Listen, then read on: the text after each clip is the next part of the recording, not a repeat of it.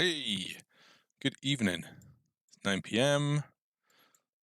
It's Friday, the 8th of May. Oh, yeah. And let's see. I haven't even tested the green screen today, so I've probably got something coming out of my head or weird distortion. No, look at that. It's working fine. Well, good. I hope we're all having a lovely evening. Today is the ongoing saga of getting my characters moving around, talking, doing their stuff. So off we go. 1 hour. So put a little countdown on. That'd be quite good to sort of set myself some sort of little. I wonder if that's possible. How do we do that? Like a Twitch countdown timer. Let's see if I can do something like that. Adding a countdown timer for Twitch. How to set up a countdown timer? OBS, Streamlabs. Let's have a look here. It's a video. I don't want a video. Countdown timer for stream. Snaz. Link to it. What's this here? Oh dear. An application called Snaz for my countdown. Instead of using a browser source, use a text source instead to read from a file. Snaz. Let's have a look. Snaz. Snaz countdown. Add a countdown. Snaz setup. All right. Let's have a look at Jimmy Appelt's little bit of code here. Snaz. Cool. All right. Any stream software will do. I like that. I want to start working towards like, I know sometimes I do 2 hours, an hour and a half. But what I've noticed is when I start doing that, boy, am I tired the next morning. I mean, I really need to limit myself to doing 1 hour streams or it just kills me. What's that? What is that? What is that? Oh, it's a piece of string. It's an actual piece of blooming string. Hold on 2 seconds, let me get rid of that string.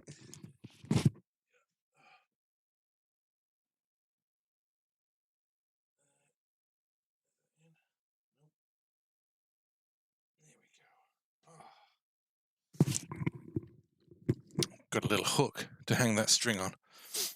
Let me get a bit of music on the go, a little bit of background atmosphere.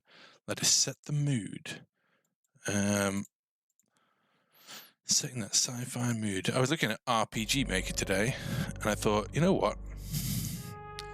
Could have just done this whole thing with RPG Maker, right? Got rid of all the graphics, made it sort of a text-only RPG Maker. I'm glad I didn't go down that road of creating. Actually, you know what? I'm really glad I didn't use RPG Maker. Great as it is for doing that sort of thing, it's like it's the same old thing.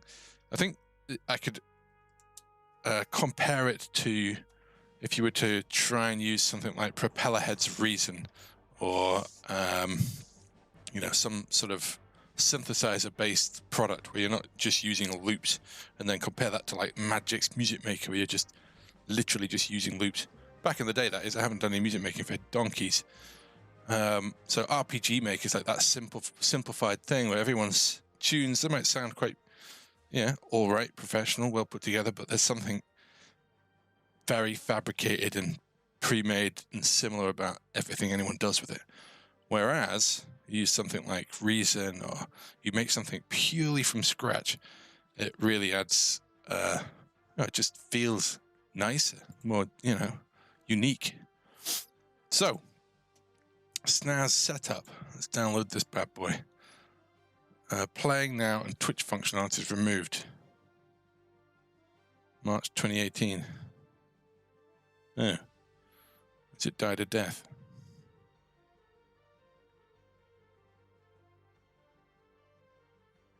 It's like it's dead in the water. Oops.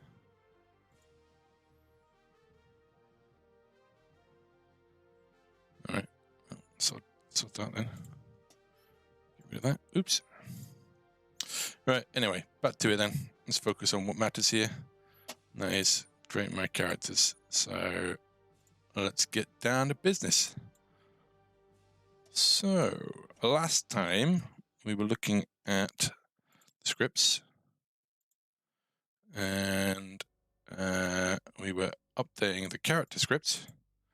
So we created this system for checking the schedule. I was going to call it a schedule. Is that American versus British English?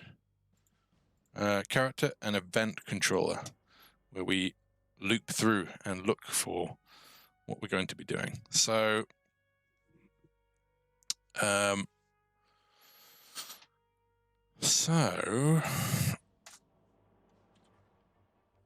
let's see what we're doing here.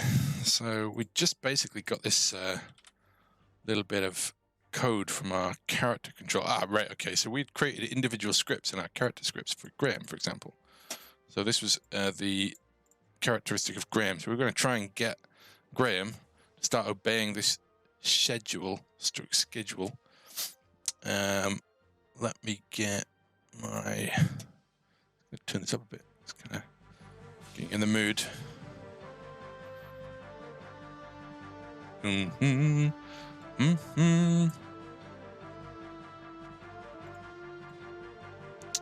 This was the music from Winifred Phillips. I don't know if I've ever showed you this, but I'll just show you real quick. It's quite interesting.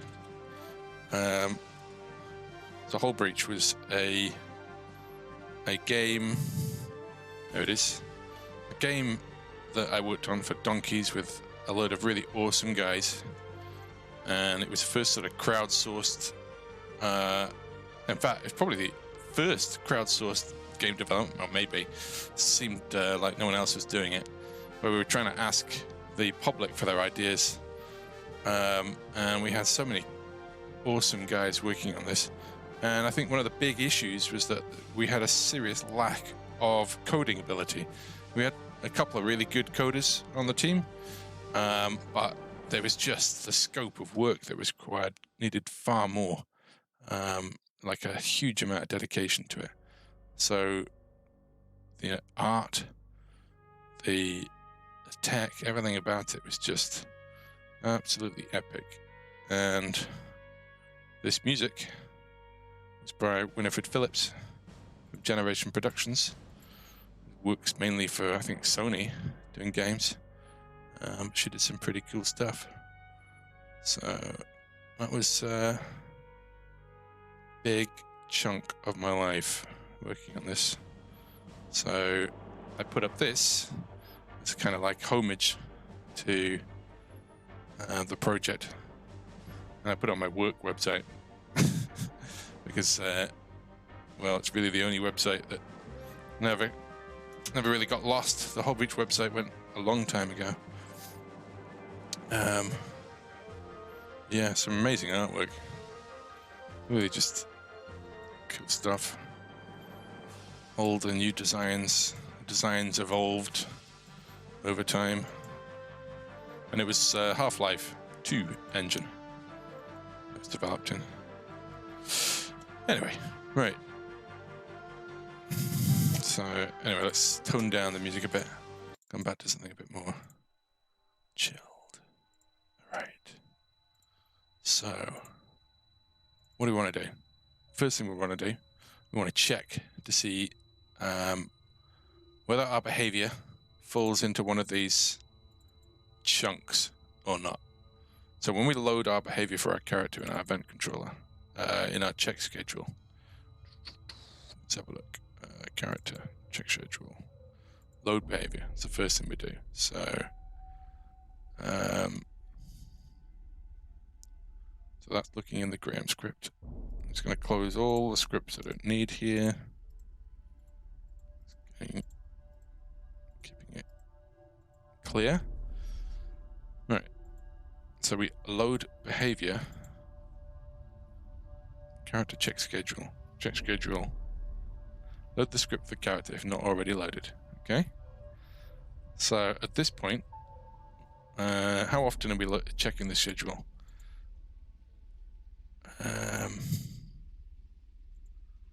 We're doing it constantly for every character. Do we want to be doing that? Maybe. We're constantly looking to see whether the character should be moved. So check schedule checks to see whether it should load behavior or not. Shouldn't we only do this once?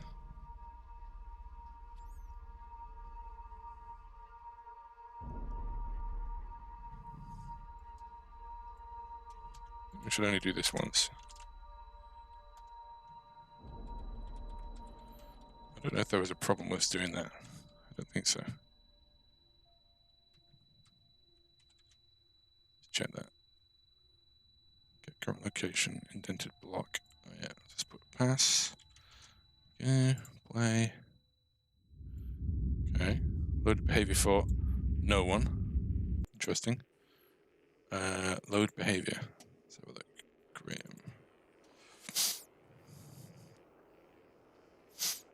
Okay, right.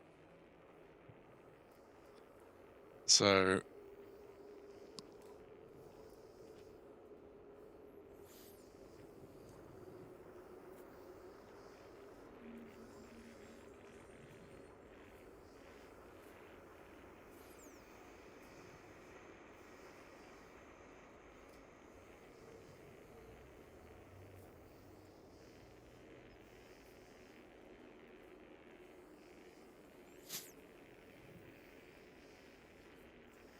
I think we want to be able to access this directly, so I think it should be like that.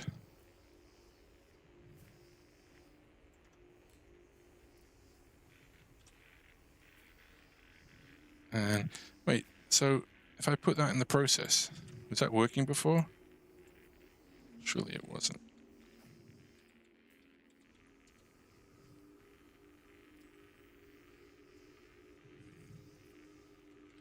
Let me just reload here, back to where it was.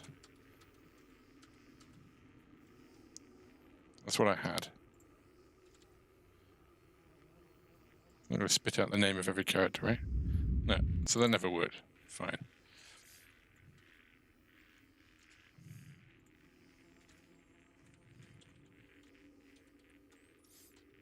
Pretty sure I don't want to load these scripts up more than once. I want to overwrite them.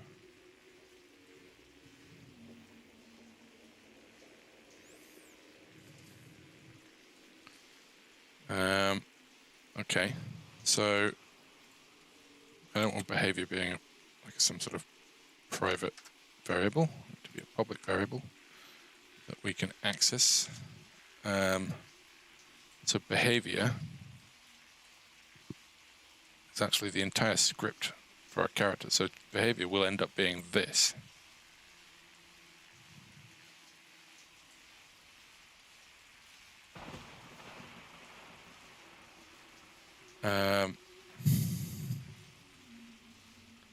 So probably, maybe we shouldn't do all this stuff in our script, because this is really just about Graham, right? Maybe I don't need all this. It should probably be part of the character function, right? So I'll load the behavior up, but any sort of printout is going to go in here, right? That should give us the same result, but with name now. Yeah, super. Okay, so now this printout command that we looked at before, or where is it? There it is. So here, if I print that out, it's going to give me 7 a.m. for everyone. Whoop, index 0.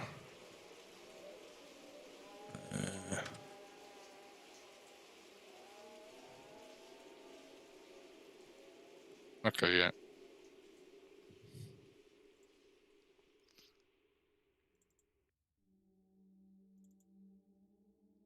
What we want to do is return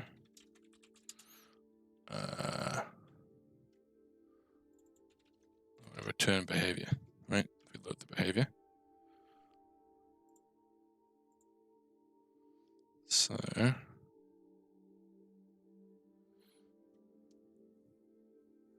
such a mangled way of doing it now. just feels wrong. I just wish I knew better. Right, okay, so... Alright. So we're declaring a new behavior script, which then allows us to load a given behavior.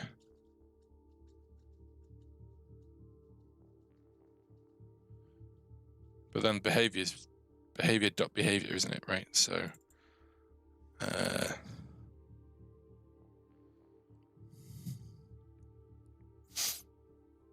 it's just such a bad way of doing it.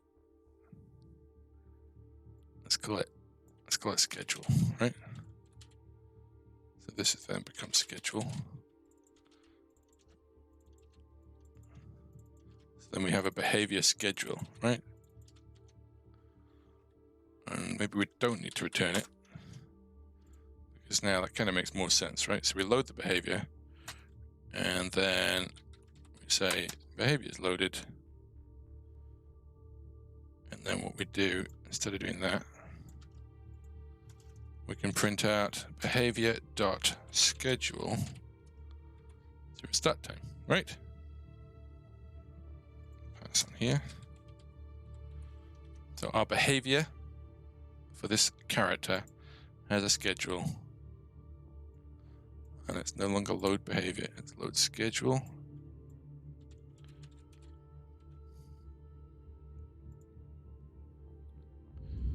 Boom. All right, so there we go. So printing out that. All right, so we've got access to this information. So in our check schedule, we want to check if behavior is within a given time frame. So we want to and set active schedule. Right. So this relies on a schedule ending with the character in the right position, I think. So let's see. So if we've actually got to check the global time, right? So we've got a global time, which is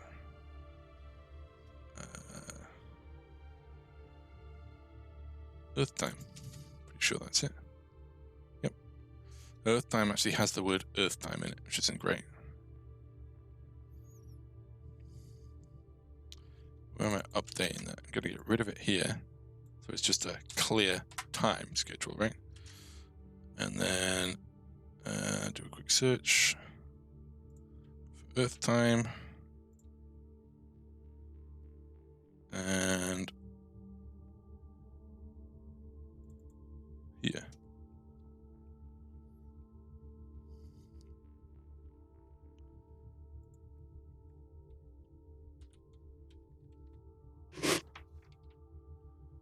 Right, I see. It's probably in our label. If that still works. It's placed \n. Oops.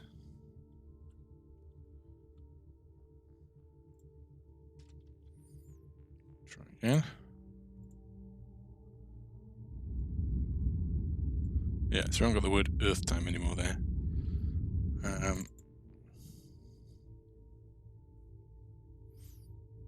So updating that in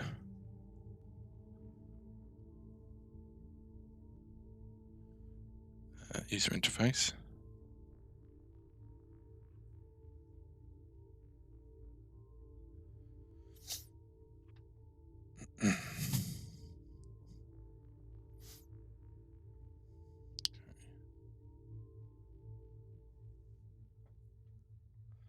So really we want to say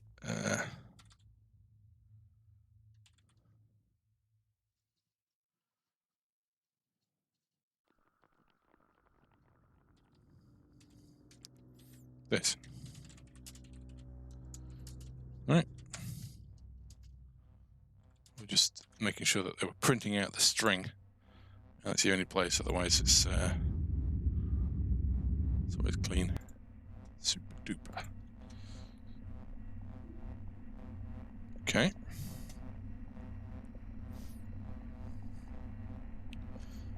So we can close that now. Now we know Earth time is going to be consistently a 24-hour controller with seconds. So it's actually going to look like this. So we can control it down to the very second. But the crap thing about that is, imagine having to do maths on this. You know, I've now got to create some kind of time converter.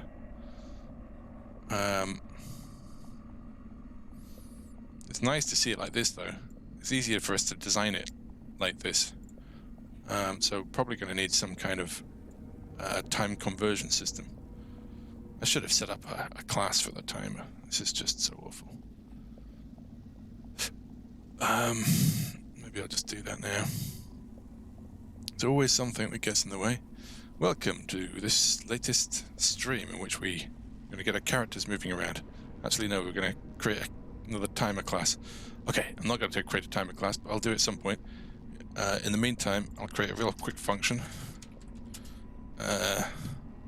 in global called getTime. So in fact, what we'll do is convert time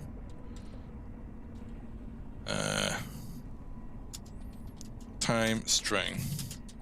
So this will convert hour, minute, second into a what would be useful for us for time comparison. Normally, in PHP, I'd use the sort of number of seconds past whatever the year is.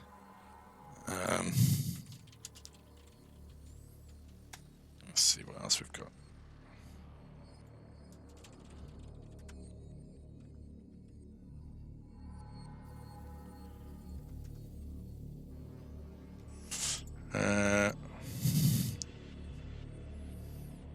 Comparing times in code.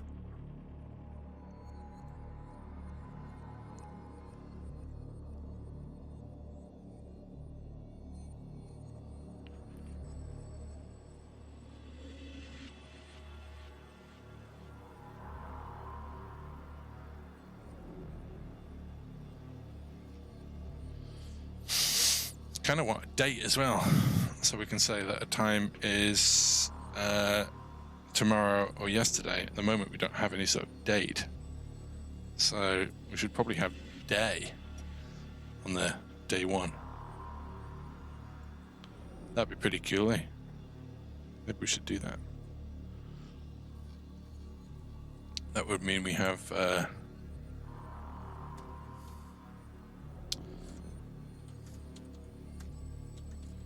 days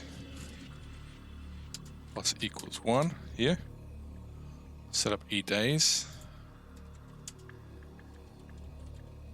Set it to 1 at the beginning. And we're not going to show it in our timer.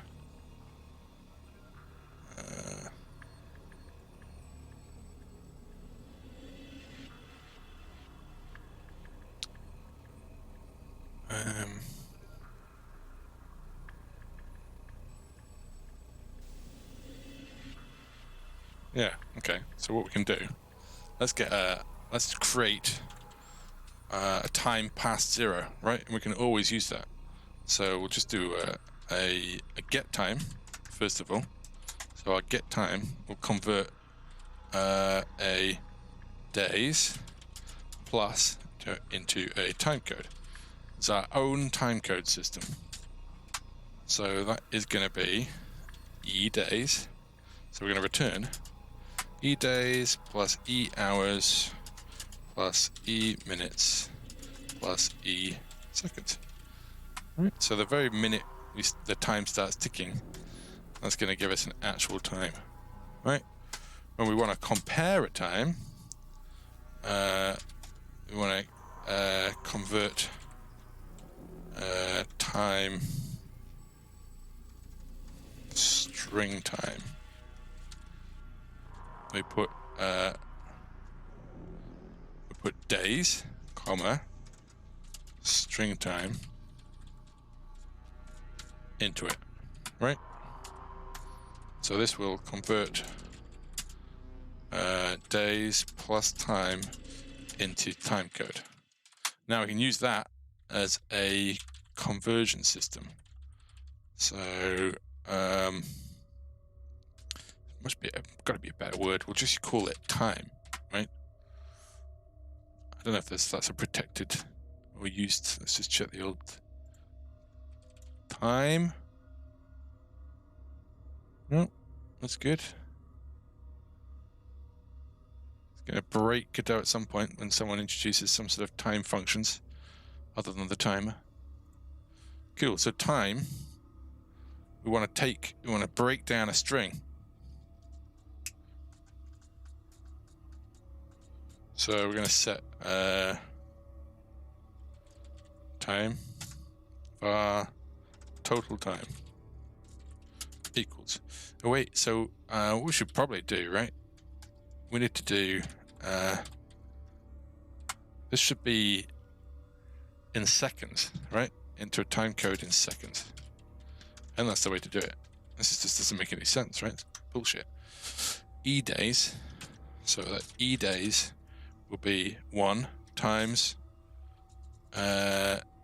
seconds in a day. Oops. Let's just Google that. Anyone know off the top of their head? Seconds in a day? Should really know that. Only 86,400, so that's that. Plus E hours. Hours into seconds is going to be times 60 times 60, right? I think so. So, oops, forget that. What am I using that for? I can just test that. It should be exactly the same, right? So it will be 24 hours in a day times 60 times 60. 86,400, yep. Minutes in a day, it's just going to be times 60. I mean, sorry, seconds. So minutes in seconds plus seconds. Right, I think that's it.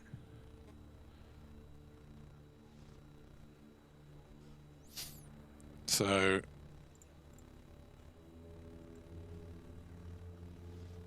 $60 minutes is 3,600 seconds.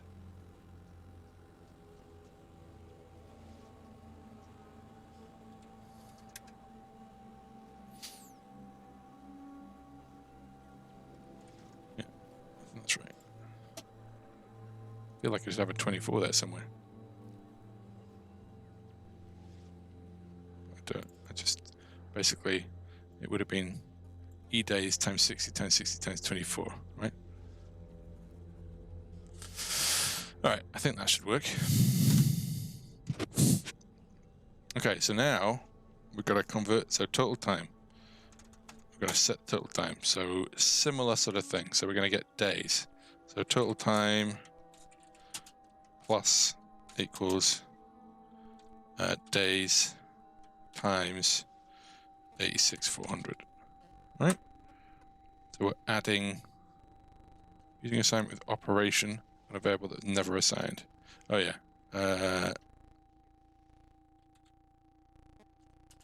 Set it to 0, right? So, okay, so we add days. Now we need to extract. So we're going to set hours, minutes, and seconds. And then we need to extract them from time string. Okay, so our string is going to be HHMMSS. So we want to split it by semicolon. So var temp, we'll just call it temp, equals, how do we split in Python? Split string Godot.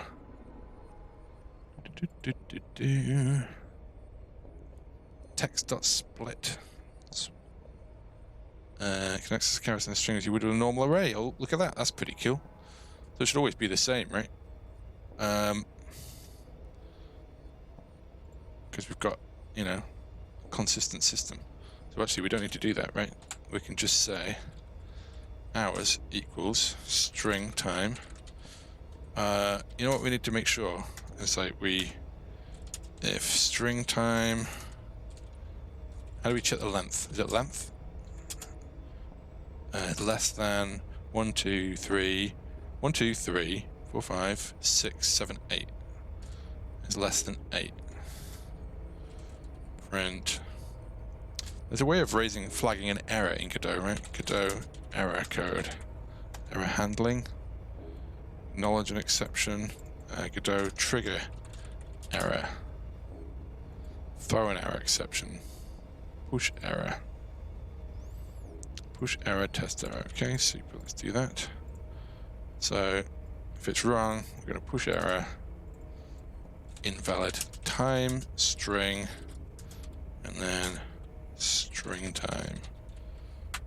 Cool, alright. Turn false. Too many arguments for push error. We need to plus that, don't we? Alright. Otherwise, we can do this right here. So string time, open brackets.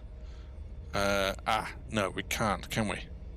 Because we may or may not have a 0 at the front. I wonder if there's like a neat way.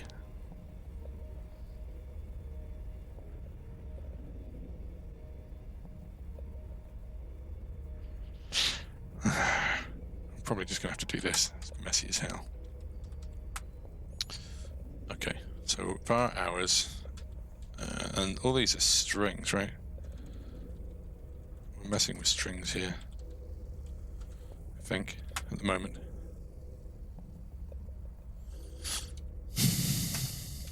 Days ain't a string yet. So let's work this out.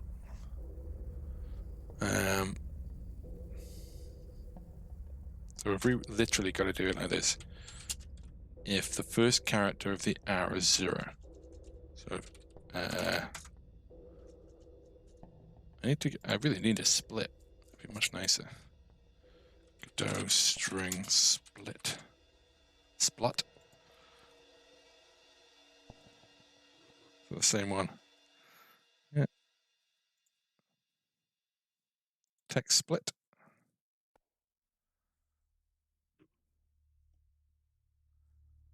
Cool. This is that split and the character we want to split by. So that will return an array. Alright. So zoom in a bit here. Okay, so we get the string time in. We'll just set up var temp. Actually, you know what? We'll just call it. I don't know what a good word is. Times equals string time split by comma. Okay, so now we've got an array. So hours is going to be times 0. That's going to be times 1. That's going to be times 2. And great. Okay, so now if times 0 is the first letter, so do we do a second index? Will that work? Times 00 equals the letter 0. Then we know what to do here. We're only going to take the second string, so times, this will be hours equals, I don't even need to do this stuff here. Anyway, hours equals the second number, right? So it'll be, I wonder if this is going to work. I don't want to test it first before we... otherwise... Oops, oh man. I wonder if you can use brackets. So used to using brackets. Otherwise, hours equals times... both. Just equals times. But we've got to turn that into a number. And would that just be int or something? Convert string to integer. Godot. Int. Alright, cool. So that's our hours set up. And now we can just do the same thing. Oops. The same thing. Hey, one bit. How you doing, man? What are you up to today?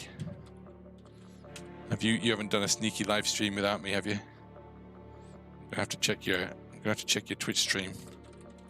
Let's have a look. Anything in there?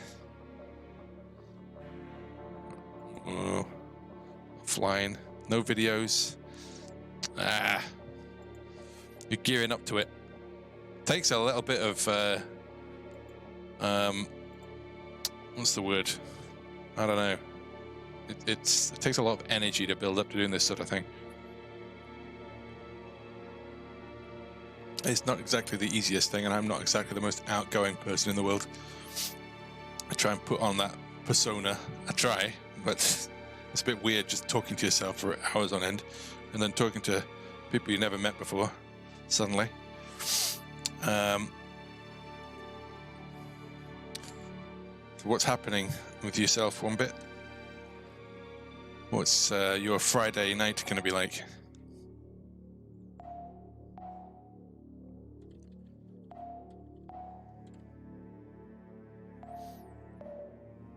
So this is times 1.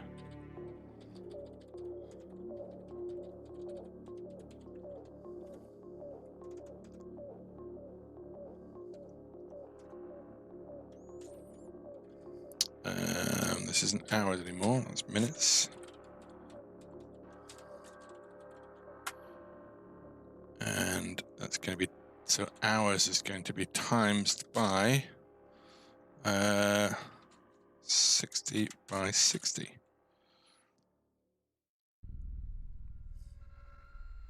So actually switching, it's not good, is it? I need to stop doing this. We're just going to set these to 0 here, because we don't need it. All right.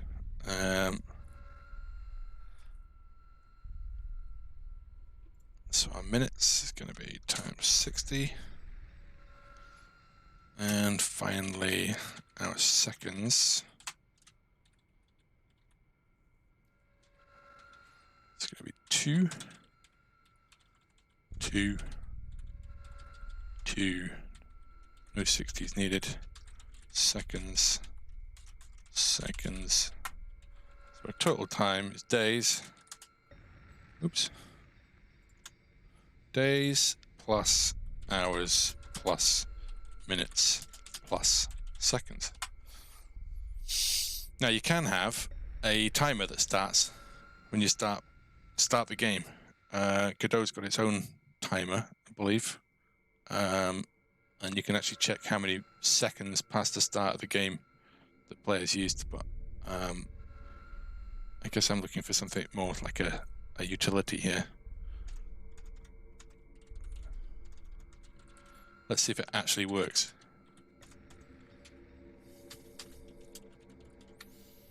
So we're going to return total time. 1 bit. I'm doing the most ridiculous thing here. As usual, I'm pursuing this daft route of scheduling my characters. So I've created a function, get time, which gets me the number of seconds since the player started. Of course, I want to save this value as well, but I'm also using it so I can basically like a comparison to see. I want to be able to convert start times and compare times and see where a character's behavior should stop or start based on a sort of hour, minute, second, and day code. So in check schedule now, I want to print get time, and that's a global function for now, but we'll probably change that to some sort of T singleton that we can start using everywhere else as well. So G get time. Where are we using check schedule now? In the event controller, right? So, all right. So that should slowly climb in seconds. There we are. So we've got our timer. Shouldn't that start at 0 though? Oh no, it's starting at day 1. So that's so we're already 1 day in according to our timer, because we don't start on day 0. So that's 36,400 seconds divided by 24. No, that's not right. It's 60 times 60 times 60. Right? Oops. No, that's not right. 24 hours times 60 times 60. 86,400. Backwards. So that would be 86,400 plus 7 hours. So that would be 7 times 60 times 60 plus memory recall equals 111,600. Right, cool. So that makes sense. It took me 73 seconds to work that out. But at least we validated that's working. In case you've not got the sound on. Right, cool. So, next up, I want to do a comparison. So I want to convert. You still time. need to use int function whether there is a leading 0 or not. Oh, cool. So wait, if I use an int function, I don't need to care whether there's a leading 0. Man, what a waste of time all that code was. I'm going to see if if the code works first of all, and then I will convert it. So we'll try this, and then I'll fix that. So days, we'll say 1 day. String time is going to be exactly the same. So 07, 00, 00. Just pass that in. Hopefully we should get exactly the same output here. Oh, what's wrong with that? Oh, g.time. So we should see the same number at the bottom there. Nope. Oh, you can't. How do you check the length of a string?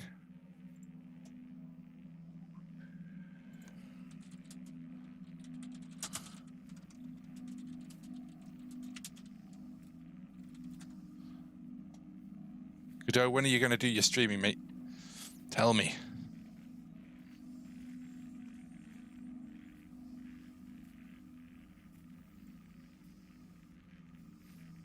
Should do like a full night of streaming.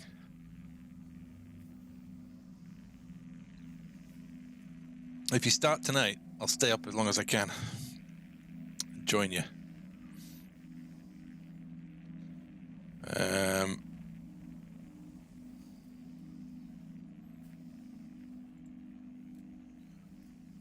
.len. All right. Nope, not .len. It's an open close bracket. Doesn't look like it's recognizing that. Oh, for goodness sake. Length. Where's the length of the string? Oh, do I have to pass it in? Len, string underscore time. Oh, len or length? Because that was saying. I think it's length.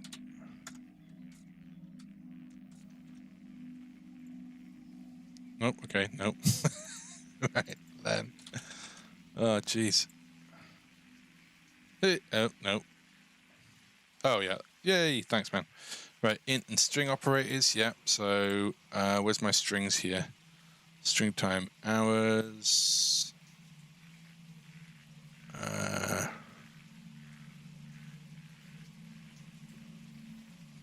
Total time is 0. What does it think is a string here?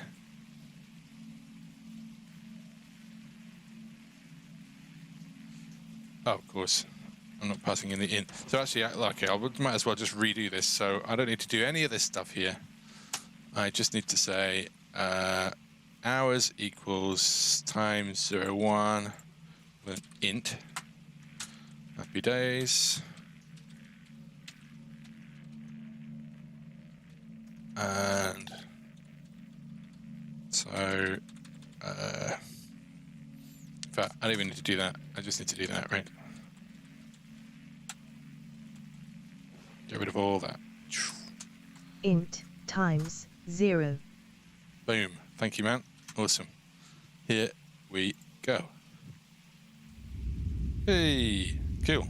Oh, wait, it's not going up. Oh, no, that's right. Cool. So that's our calculation. Although, my calculation seems a bit off. 86, 407 seconds. Oh, I've just removed all my calculations. So it's int times 0 for hours times 60 times 60. Minutes is times 60. There we go.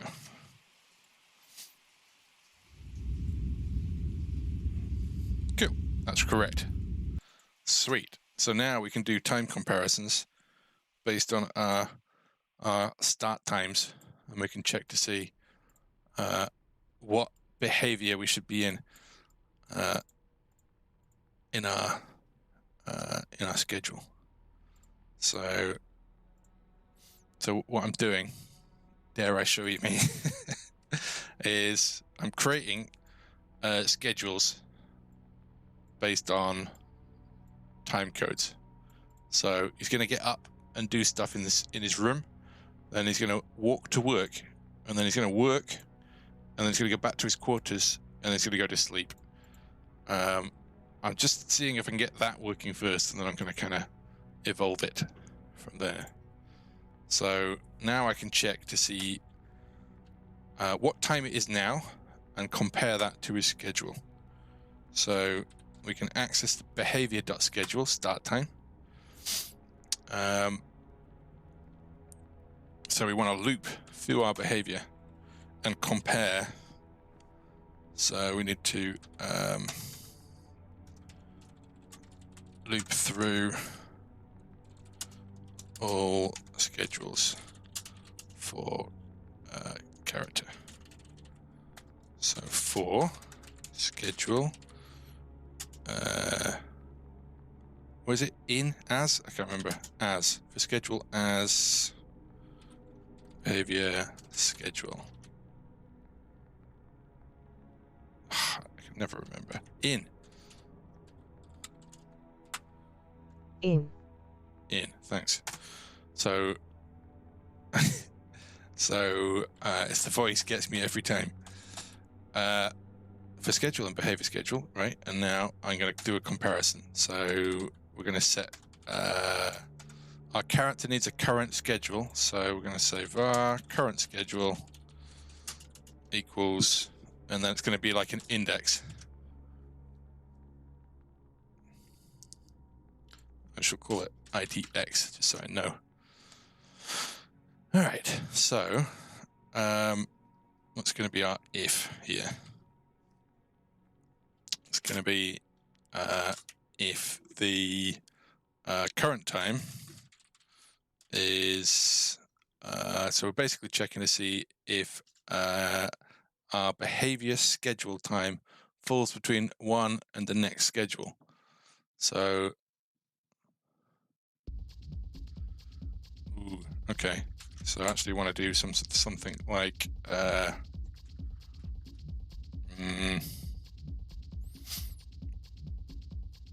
right. So this is going to be. Actually, do I want to use a for loop? I think I want to use a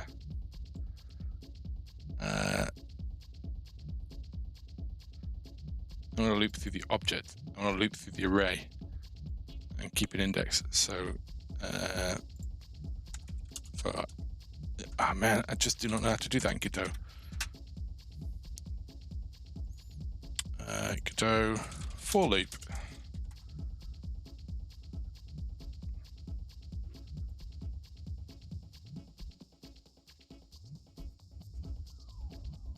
Right, okay. Pick the current and next schedule based on index for comparison. Pick the current and next schedule based on index for comparison. Would it be best doing it like this, do you think? Where I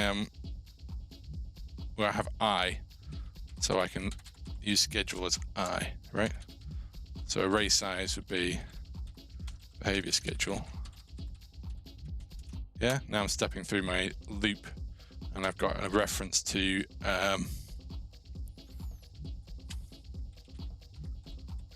my index. So current index is I.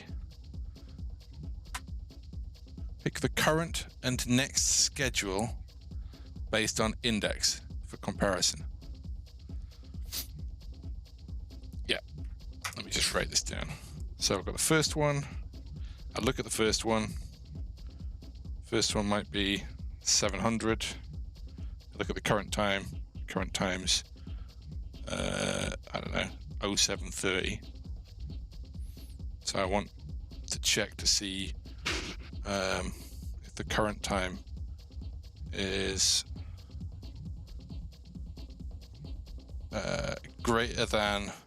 less than the last one, right? That'd be less than the next one. Is that right? So current time is g.getTime.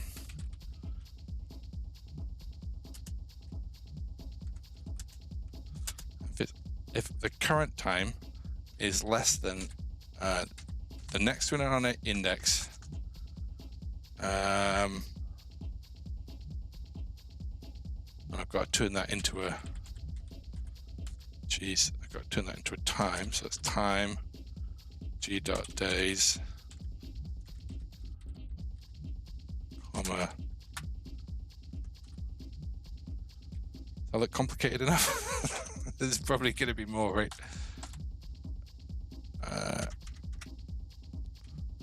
Oh man, I'm going to have to just print this out so I know exactly what I'm doing here. So that's print.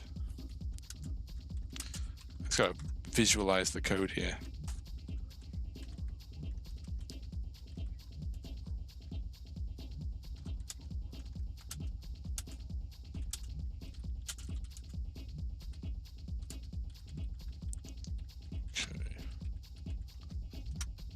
If it works. Is it E-day? E-days? E-days. Okay. What's this? Expected comma or close bracket. Yep. There we go. Expected colon. Yep. Okay. I'm just going to pass. I shall do a little print. Yes, on index I. Give it a pass. And then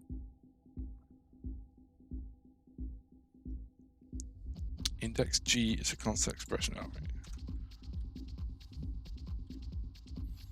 Time isn't declared. G. What a mess. Okay.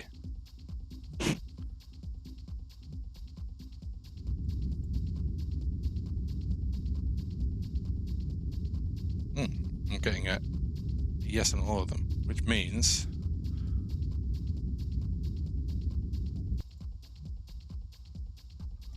of course, yeah, that's always going to be the same because I'm never going to get an index 0 though, but all the rest are outside the loop. So the next thing I need to say is, so Is the current time less than the current?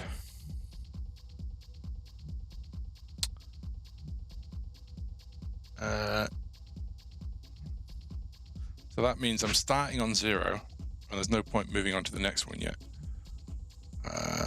So I also need to see if it's in the range, right? So I need to make sure that the next one shouldn't have started yet, because I've only got a start time, not an end time.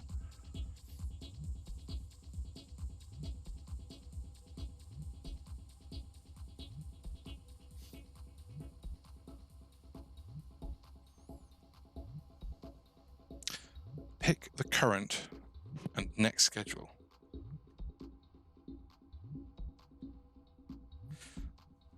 So it's more efficient just to look at the current schedule and see if the next one's ready or not.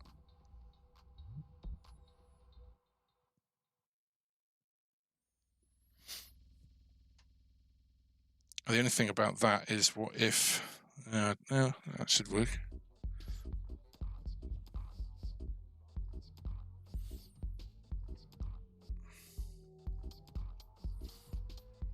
A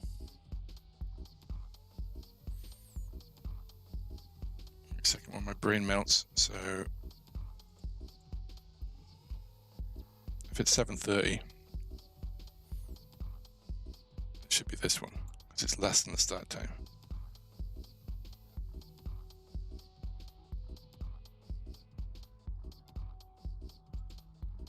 Okay, so current schedule I've got is 0. Trouble is, though, it's got a loop, right? So the next schedule would be... okay, right, all right. Maybe set current _ schedule to -1 if there is no schedule selected. Then just pick the earliest schedule, otherwise there is no need to select a schedule if the current schedule has not completed yet. Yeah, totally. Okay. So I think, I mean, is it, I think it, oh yeah, okay. I was going to say, maybe it's safe to assume that current schedule is 0, but actually I like that better. So, okay, right. So we've got no schedule yet. We've got a current time. You know what would be better? Would be, I have to work out the time every time. It'd be more efficient to just get this. Current time equals g.getTime.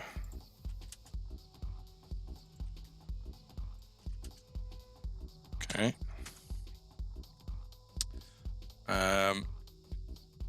So pick the earlier schedule. So okay, so if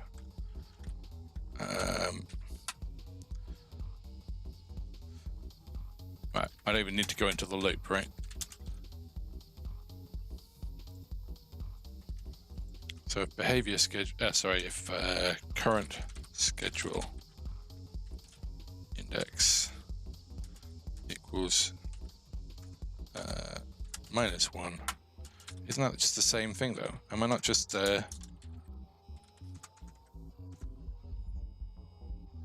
not just the same, it's just saying it's going to be 0, right?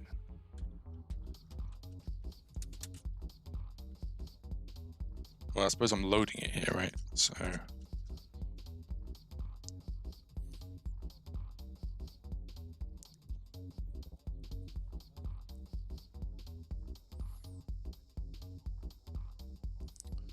because the next thing I want to do is I want to pull out the path, the which is an array.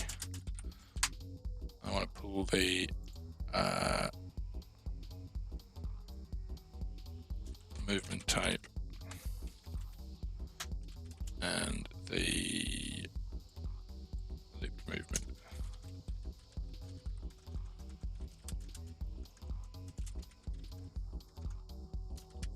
So I want to populate these based on the index that you're on.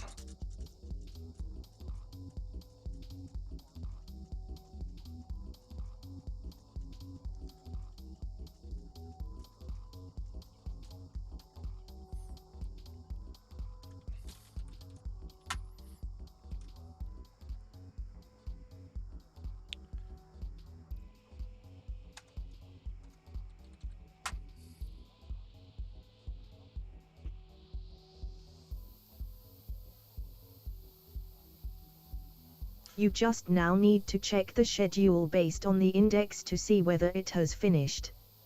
If it has, just increase the index by 1. No Yep. need for the loop. Right, yeah, totally. So we do need to know, we do need to know whether we've reached the end of the schedule and then loop it back. But yeah, so if the current schedule is, so we're just comparing to the next schedule to see whether it started yet. Okay, so, okay, yeah. So if current time is greater than the,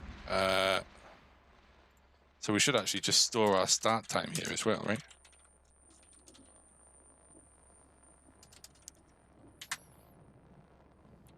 If I'm pulling all these out, I don't know whether I should pull them out or not.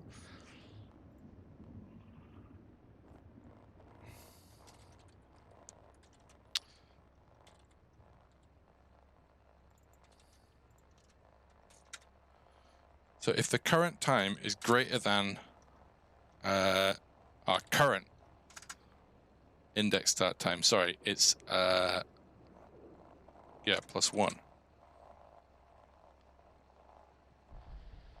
Yeah, so it won't start the next one until it finishes this current one.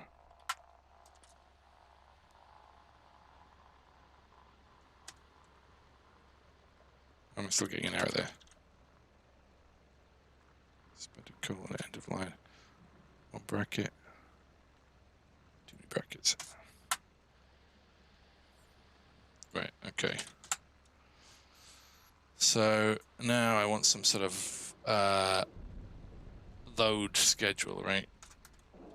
I'll just make it easy. Func load schedule or set schedule based on an index.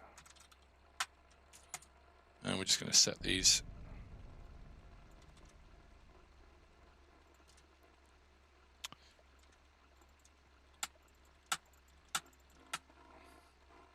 And we're pulling them from behavior schedule. Let's take that. So start time, X,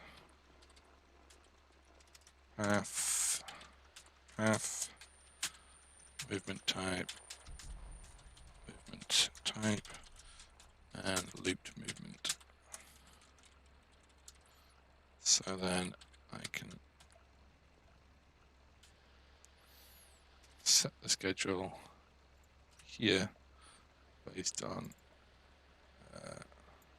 I'll update the current index, the current schedule index, plus equals 1. And set schedule. Now, hold on, I need to do a check before I do that, because there might not be an index +1, right?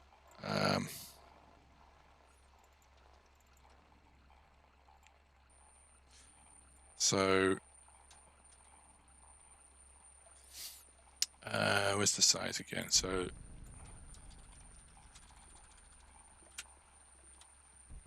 oh, right, you know what? I'll set up var next index. We'll just set it to 0 here, and then just before we do this, we'll go next index. Sorry, if that is greater than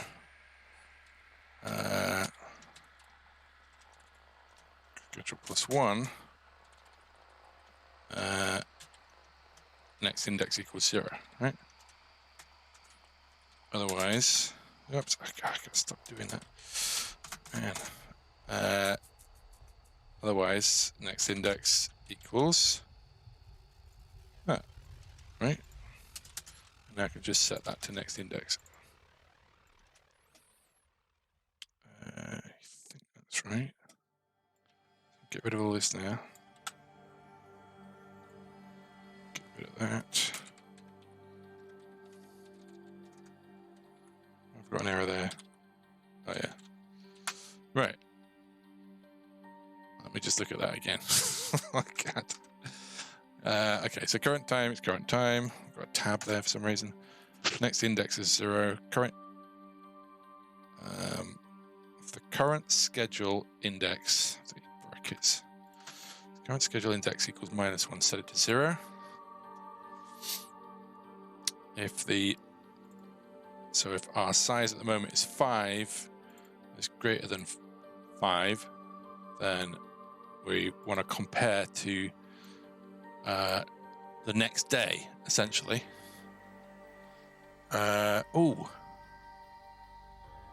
But any start time is going to be a greater time, right? Because we're doing an actual true time comparison using days.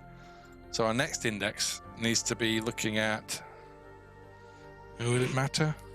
Equals, because the index starts from 0.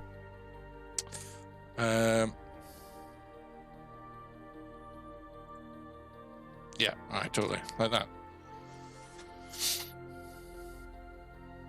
Yeah. Yeah, totally. I mean, normally it's, yeah, okay.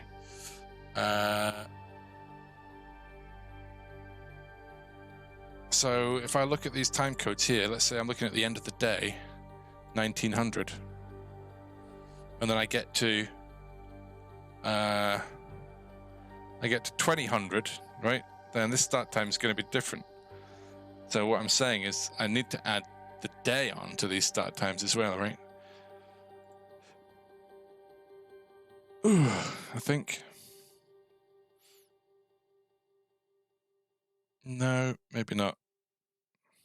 It's just looping round. So it's just going to carry on doing that until the next day when this kicks in. Ugh, I don't know. I'm going to accelerate time and we'll see what happens. All right. I think we're ready to give it a try. So in our set schedule, we'll do a print here and say we just set schedule to, and then we'll say whatever time we set it to. It's quite exciting, even if the code is absolute disastrous spaghetti. It's still cool to get something like this working. Int and string operands. What's current time at the moment? G.getTime. Oh, of course, because G.getTime at the moment is so I need to do this. Time. So this is where it starts getting a little bit crazy because my time function adds days, right?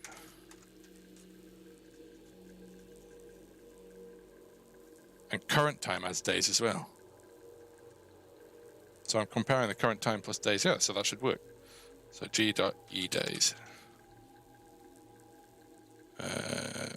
comma.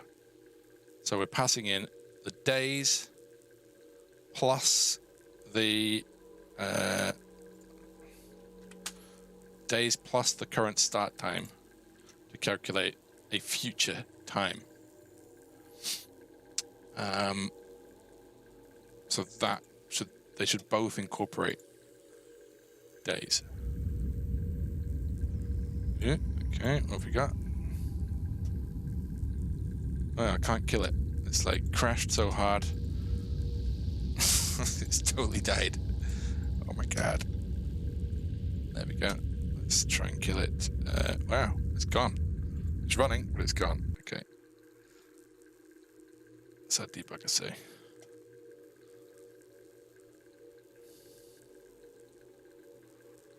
What? Let's try it again. See if we can see. That's better.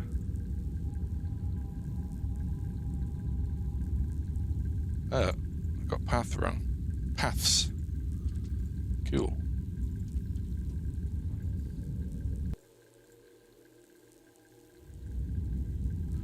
Movement type. For God's sake.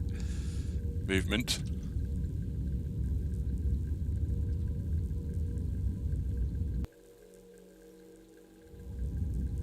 What else?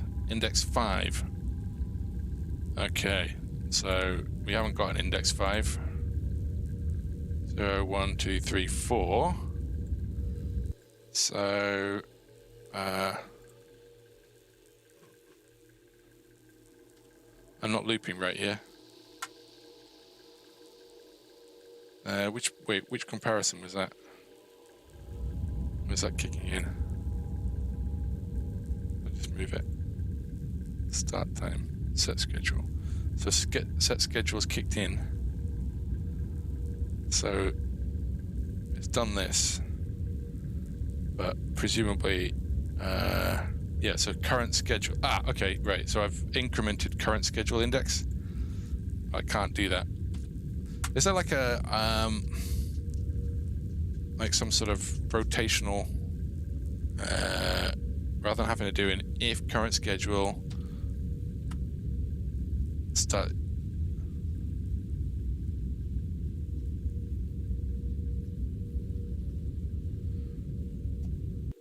So, I mean, at the moment, I'm going to have to write this, right? If current schedule... Next underscore idx already is.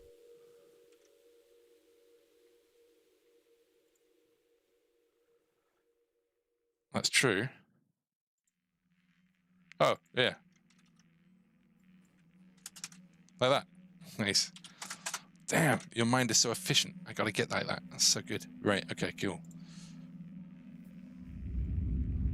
Oh, nice. All right, so we're constantly setting the schedule now, which is fine. And the next schedule is set to kick in at 8 o'clock. So let's increase our time code.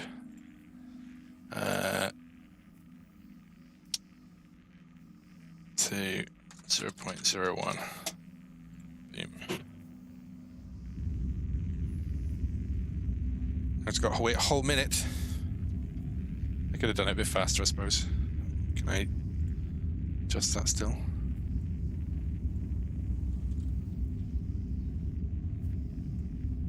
It's not making any difference. That's the minimum, is it?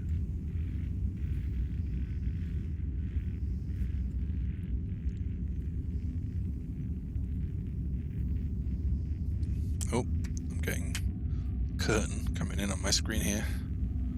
Weird. It's like it's not moved. I've not moved at all, but my curtain seems to. Or that, or someone's come in and I haven't heard them come in. Probably more likely. If you see anyone come up behind me one bit, let me know. Might be a coffee. Right, here we go. 4, 3, 2, 1. Nothing.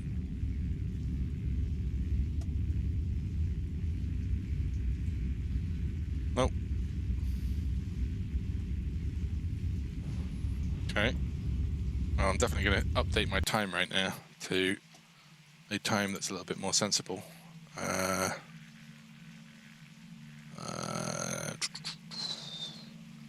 I set my time at the beginning. Oh, hours. Yeah, so I'll set it to. We should get like a time, a 5-second countdown every time we do a test. Cool. All right.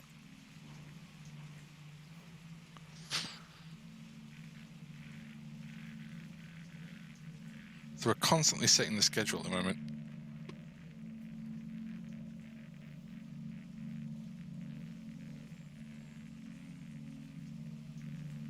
Let's just set it once.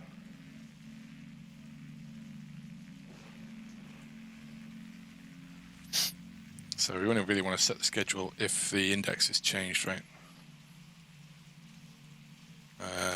So if we just track the last index, right?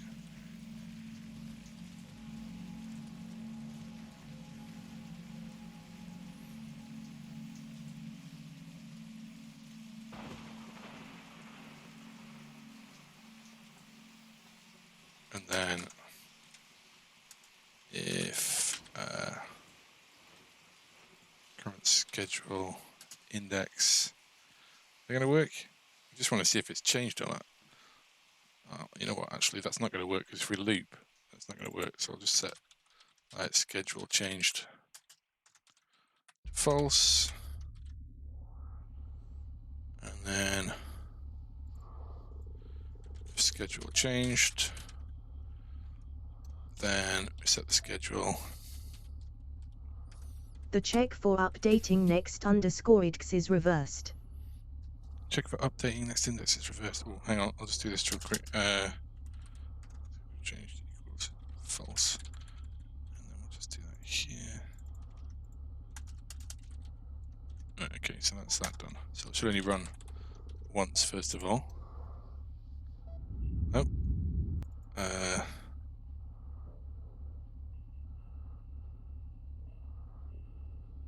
Of course, it's just going to keep doing it. Next _ix is always 0. Okay, let's have a look. So the check for updating next index is reversed.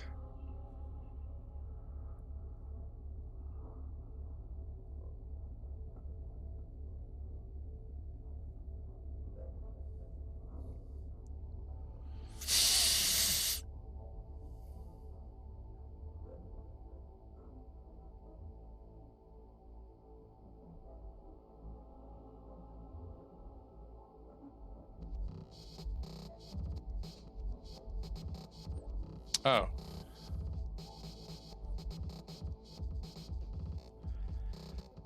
Okay, right. So it's wait, is it if the size of the like this, if the current index plus 1 is less than or equal to the size of the array. Is that what you mean? Oops. Then we increment it.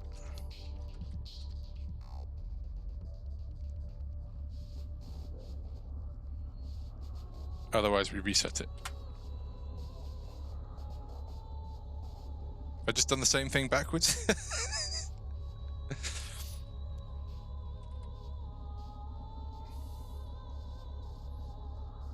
Come back to this in a sec.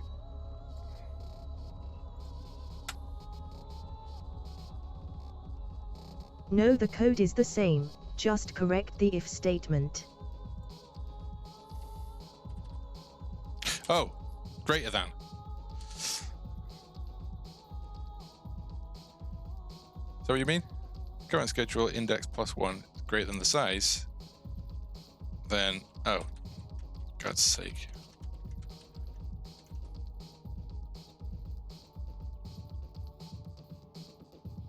Yeah.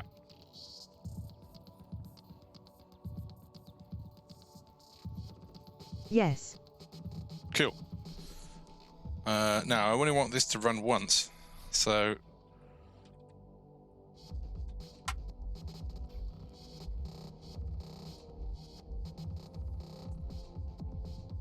Of course, it's just going to keep running. Oh, right, hold on.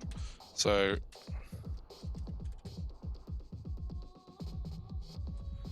I need to check to see, so if the time has changed...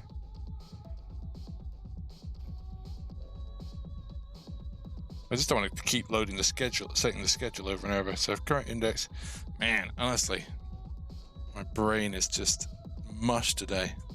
It got bad yesterday and the day before, and Friday I just ended up with a big squidge. Literally cannot think straight.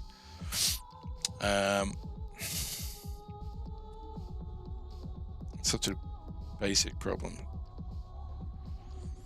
Don't help me. I'll do it. I'll fix it. So, if the schedule changed, set it.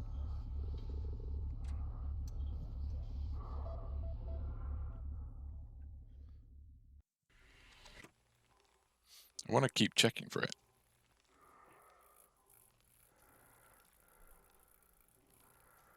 I'm just going to actually just... Oops. Oh, no.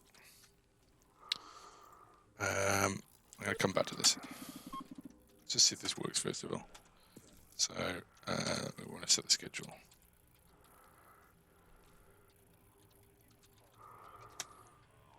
One problem at a time. All right.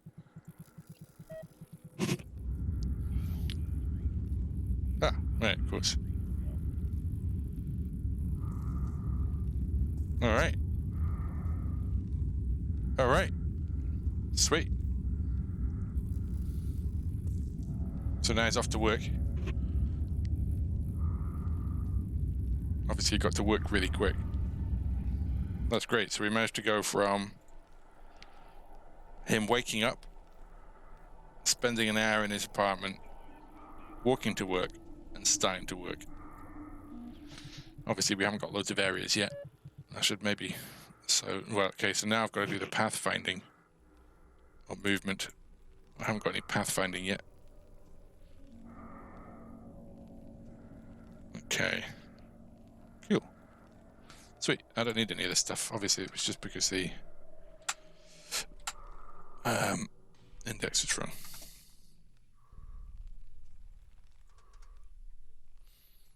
Sweet. Thanks, one bit. That's awesome, mate. Right. Okay. So I just want to put a note here. So check to see if character should load a new behaviors script. I'll keep processing there. Shove it to the end.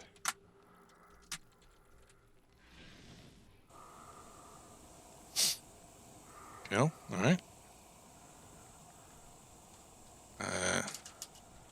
For name.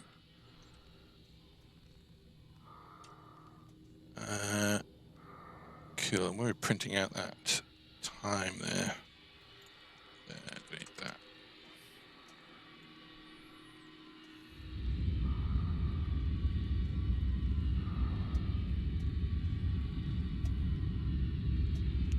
Let's switch back to stream. Cool. So we can see we loaded the behavior for the characters, then we set the schedule for 8:01, and then we set the schedule for 8:04. Now, does that mean we never set the schedule for... Yeah, it does. It means we never set the schedule. So we need, if the index is 0 at -1, we need to set the schedule for 0, right? So I need that as like a...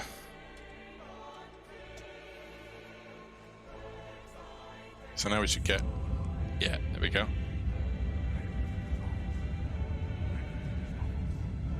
Perfect. That way, if we perhaps we have a cutscene that plays, and then we move all our characters around, and then we activate our behavior, it should update. We might want some kind of like teleportation or something to move the character to an appropriate place if there's a if it encounters a problem with the pathing. So if it goes, you know what, we just moved a character from a position that they would have been in at 8:04, and now they should be in a position that we would have been in at 7 o'clock. But I think it should be easy enough when we get to that. Okay, so now we've got a schedule. We've got to update our behavior within that schedule. So we do the schedule. Now we're going to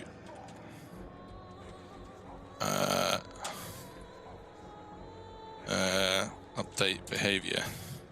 Sorry, take action based on current location. Now this is something I really haven't thought through very well yet. So they've got pathing, but they haven't really got any behavior.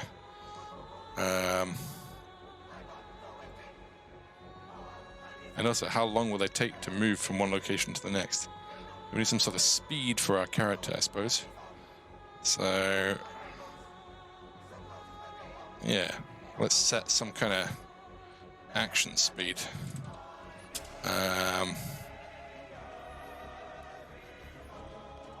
Should we call it? Let's call it yeah, speed, I suppose. And this will be in how many seconds between locations. So they have. So this is the time taken between pathing. Then again,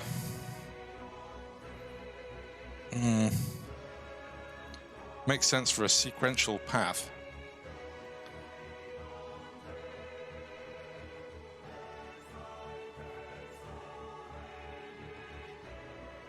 Okay, maybe I need a speed here as well. So so a given behavior has a given speed. So we'll say when they're at home pottering around, we'll have a speed of for an hour with a speed of like, I don't know, 60. So every minute they'll move around from one location to the next. But when they're walking to work, we have a speed of, oops. So we have a speed of like 8 seconds. Man. And here, should I use proper tabs in the first place? Tab all this stuff in properly.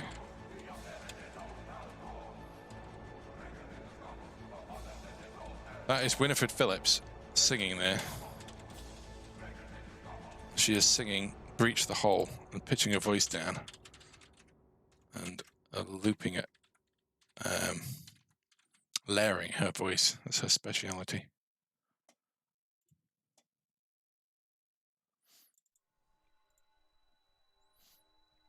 See over there, pass our spaces before tabs. Christ. Is that all right? Hey.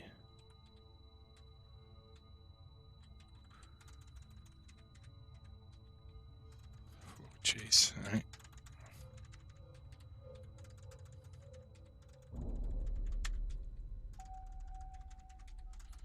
Never did get my timer working. I'm supposed to finish at 10 o'clock on the dot. That was 27 minutes ago. Can't help myself. I love this. Honestly, if I could do this all day, I absolutely would.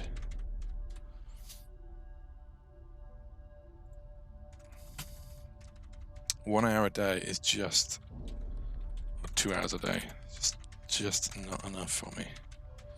But I have to kind of pander to my social life and need to go. Bye. Many chores. See you one bit. Thanks for joining in, mate. I appreciate your help as always, mate. And let me know if you're going to stream. Please tell me. See you, man.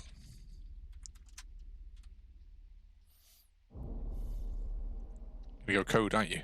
You're going to code for the rest of the night. I'm jealous.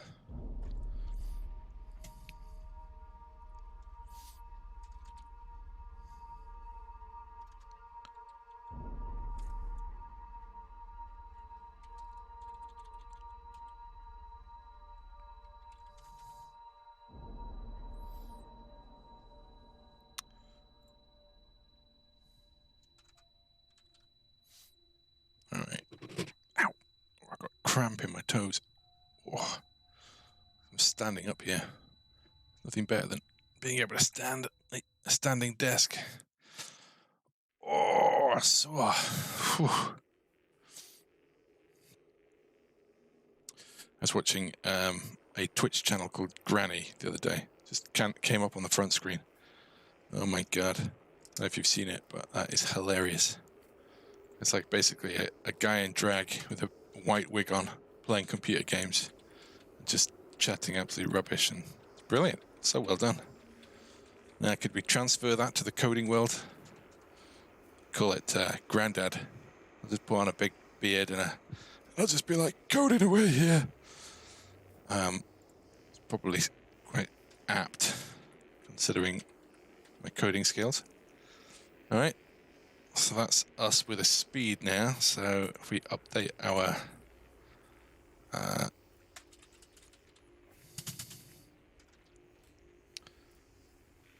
load.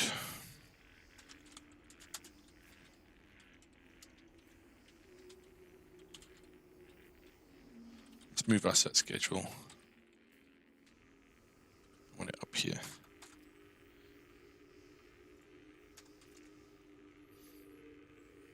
Speed already exists Okay, call it move speed. Did I set it up here? Yeah, I did. Yeah, so I'll just get rid of it there.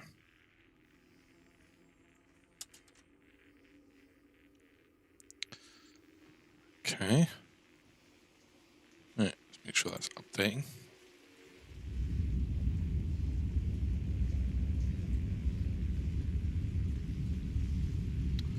Whereas, all right. So now we know how long we're going to wait in a given location. So we've got to record when we arrived at a given location and when we should leave that location. So, so character currently has a current location already and a previous location. So let's set a time arrived.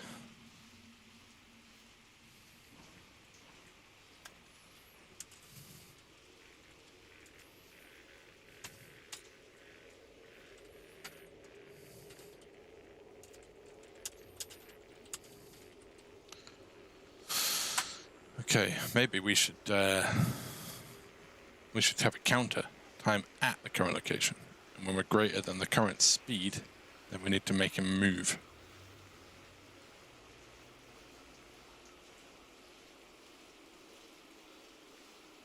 Otherwise, every time we need to check, we need to see when they arrived. It's fine. Time arrived makes more sense. It's nice to see like that person's been here for X seconds. Right.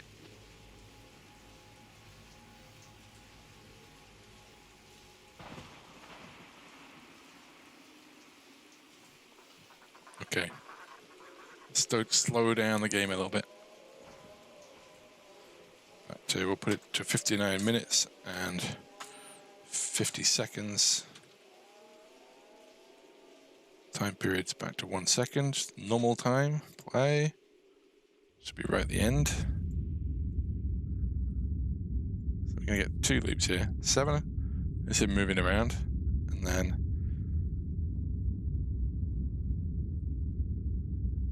well, we've got to wait till 8:01. That's fine. So we've got a minute. So we want our character to be moving around this current location. So it's a sequential. We've decided we're going to have a sequential movement for our character. So let's create a function for moving. Okay. How is this going to work? We're going to move to a target location. Right? We haven't got a move already, have we? No. So if we're moving to a target location, how do we go to that target location? We've got to use an exit. So, we're going to check for exit in current location. Matches target location. How do we do that? Well, now we do that by looping through our exits for our current location. So current location is just current location, which is currently a node path. So we use get current location node to see where we are. Oh yeah, that's right. Yeah, so that just gives us a string. That's exactly what we want, right? So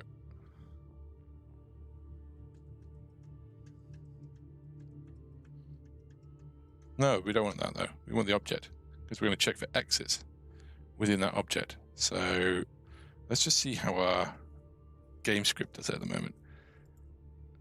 Is it game? Is it player?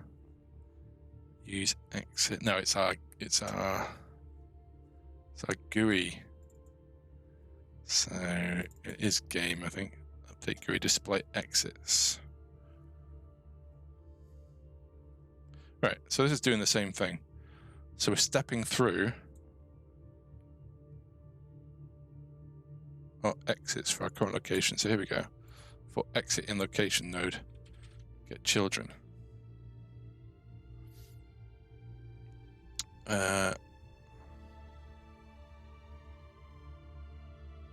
Cool. That's exactly what we want, right? Pretty much written the code already. So we're going to step through all the locations. We need to get the user's current location as a node in order to get children, which is get current location object.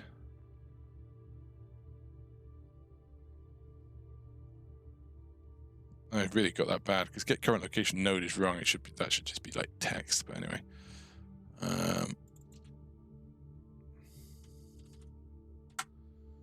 right. So that should get all our exits. If it's not an exit, get it. I don't care if it's not visible or not. I can still take it. So now we're looking to see the target location set.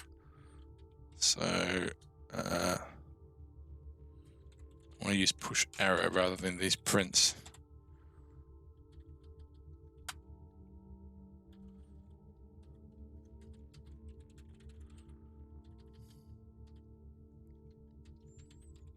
Right? Let's say non-existent.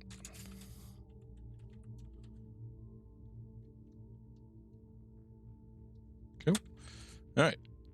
So what we're looking for is a match at the end of the day. So we're stepping through the exits in our current location, looking for a target location.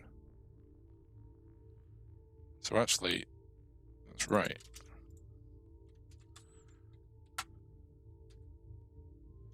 Let's just undo all that. That's good.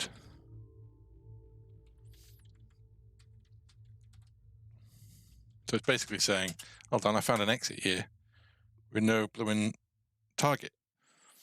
So otherwise, we want to check if the target location equals our exit. Hold on, I'll try again. That should be exit.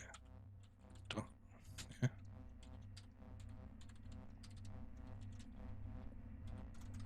Right, so if our target location equals the location that we're looking for, now is that going to be a node?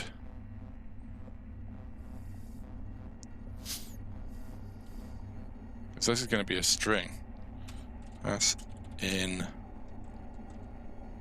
a string. Can I say this is a string? Let's do that. I can't remember. I will remember at one point. If I do it long enough. Nope. Here.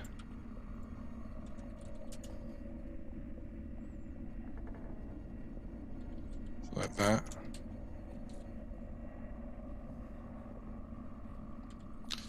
Is it that? Nope. Jeez, oh. Definitely done it somewhere.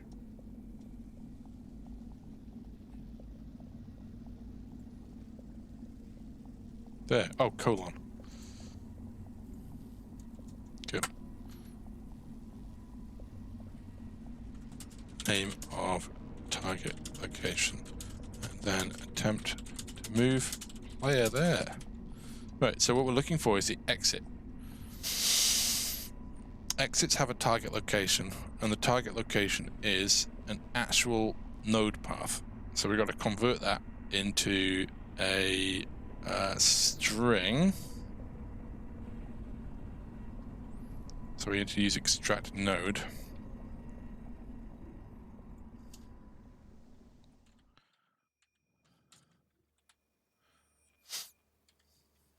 Right? So if we found it, then so we're going to have a variable here called var move player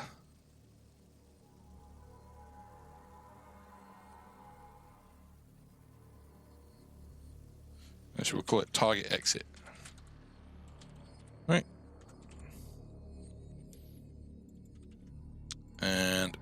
target exit will now be that. So we've actually got a node to use now. We'll say print found exit for player. And we'll spit it out, shall we? Found exit.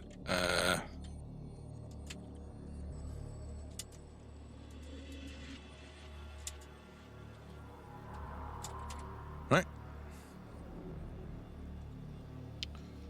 Right. So the first question is, can we find the target? The next thing we've got to do is try and send them through it. So then we've got to, if we found the target location, then send the user through the exit.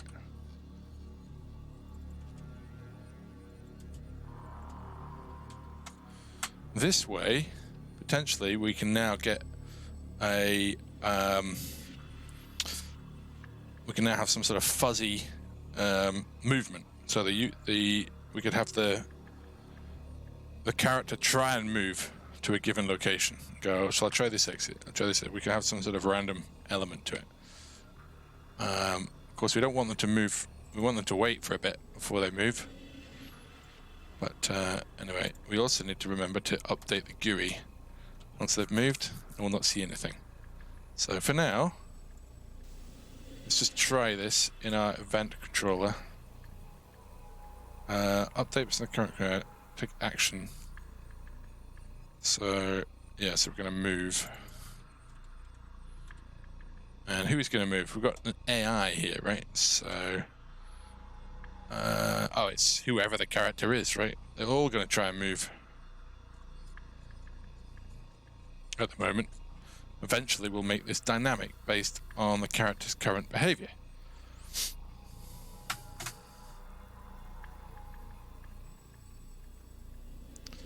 Yeah, so actually we want to do this in the move script. So we're probably going to want like some sort of func check if move or something like that. Maybe we should just put it all in the movement here, because we don't want to pass in a target location, right?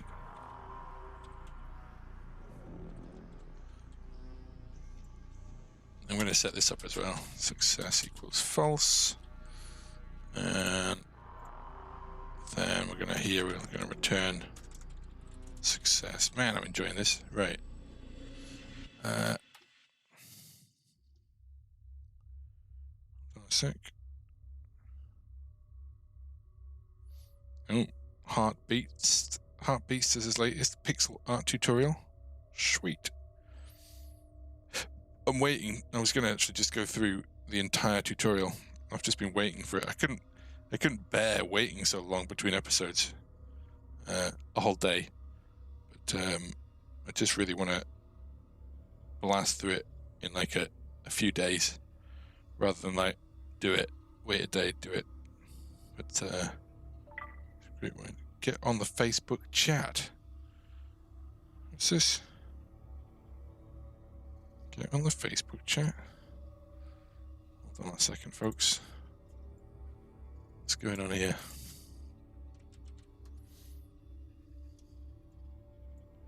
Drama. Hopefully everything's all right.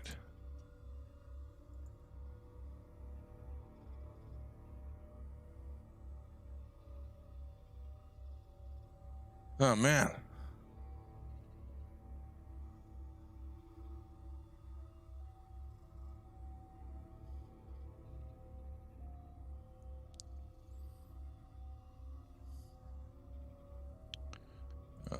So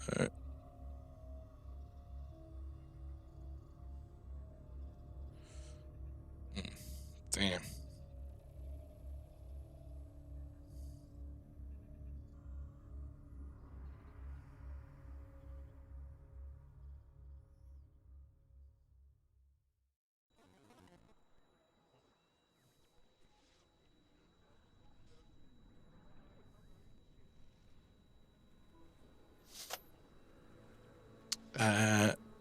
Okay, so don't necessarily, and we've found the exit. We'll just assume that we've got success here. So success equals true. Still got to move them through. I'm going to set target exit to null. Say it here. Should remove this.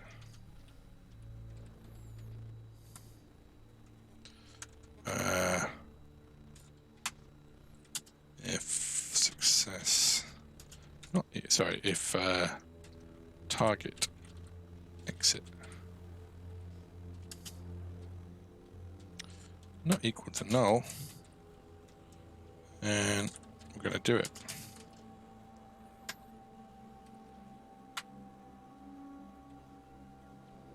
Space is used before tabs on a line here.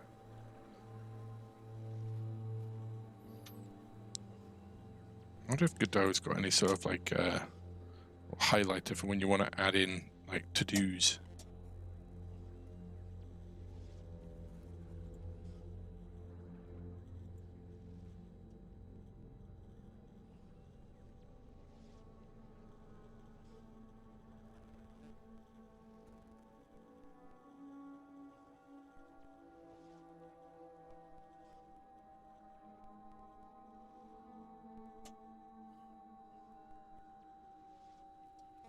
Tomorrow. So I've just got a little invite there to an event tomorrow.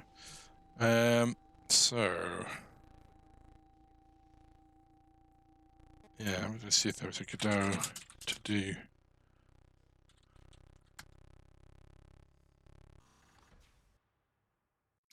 Seen it in a few engines where you can like highlight stuff that you want to come back to, like tag it. Generally, I just put in to do, and then I search the code base for to do. Find all my to dos. There we go. A few do we allow to proceed? I think this is like movement, right? Yeah, it's like whether we want to allow the person to talk to a character in this case. So, okay, we're close. So I want to try this move out. So we're just going to move the character at the moment. Try move.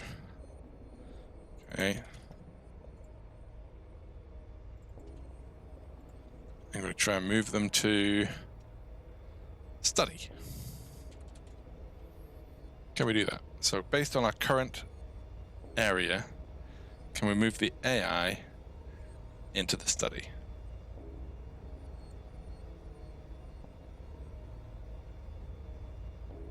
Okay, so that didn't work. Basically telling me that just turn down the music a bit. It's pretty intense. I didn't realize it's so loud. Let me just move on there. Get children in base, null instance and null instance. Target exit. For exit is null. Based on get current location object, get children. Ah. Who's that for by any chance? Is that Jove? I don't think Jove has any exists anywhere yet. Let's have a look. Jove.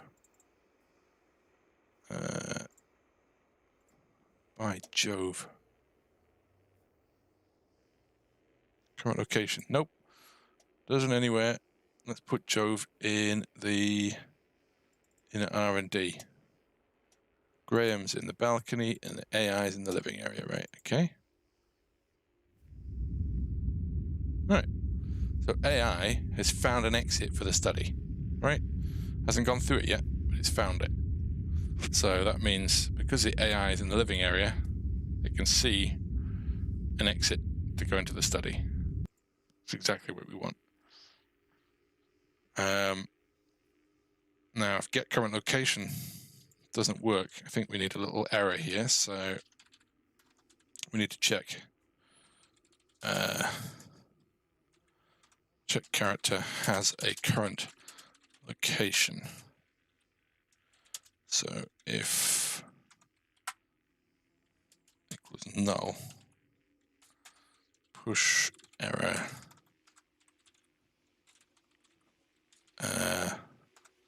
name needs current location set.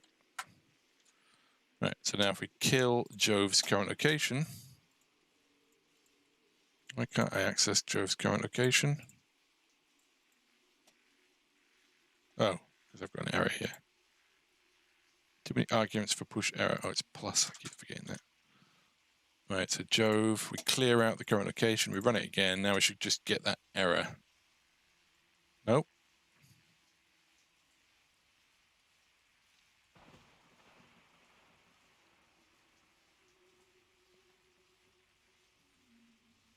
What does get current location pass?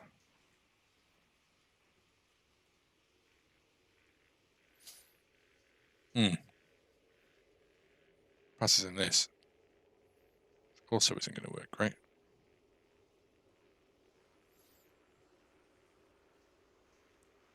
So here, we need to say if current location equals null, return null.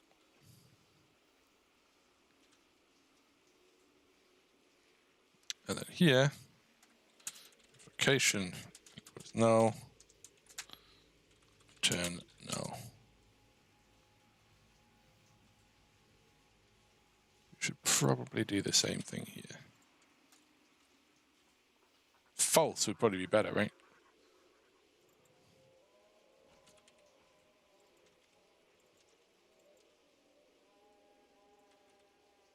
Previous location. And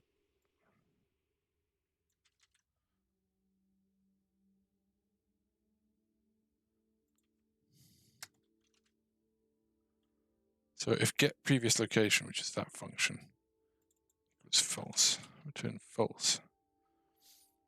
And if location equals false,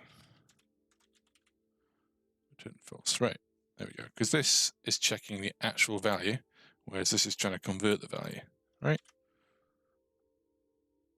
Okay, now we should get the push error.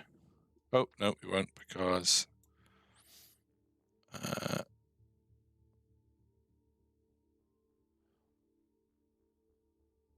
string.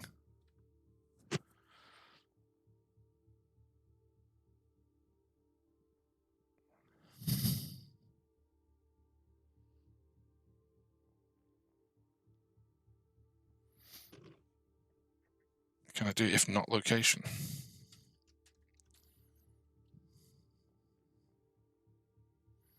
It's just the same thing, right?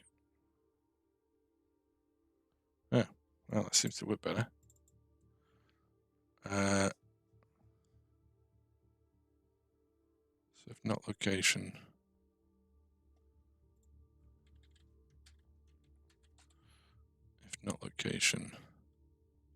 well, if null gives the same thing.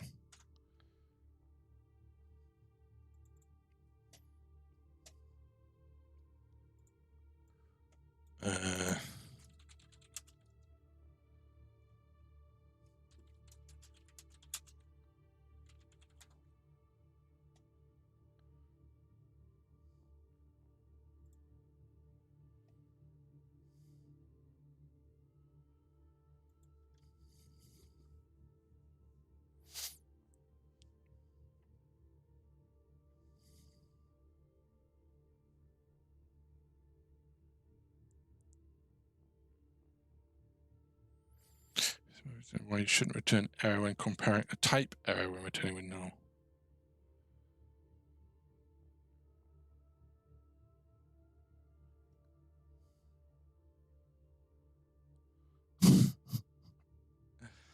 Okay.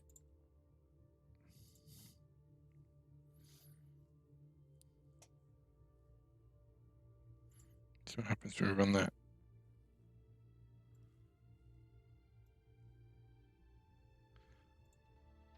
So now I just do not, right?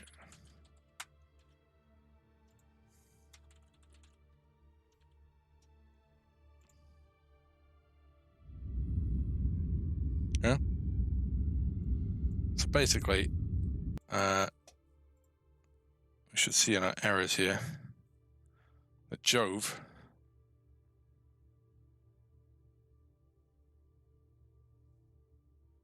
needs a current location set. What's this? Get name.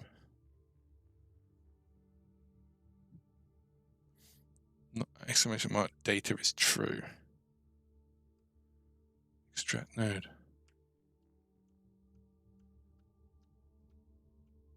So maybe we want to do here if not node path, return false. To do that, will that halve the amount of debug errors we have here?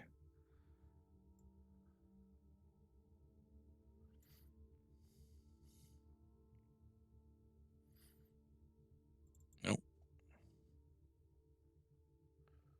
We're really destroying our code here. So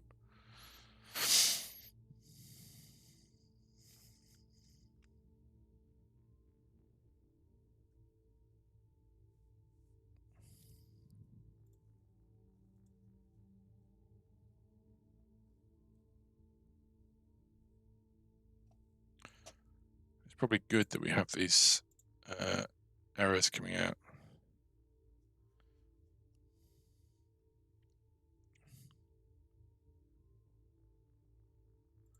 You should never run this, right?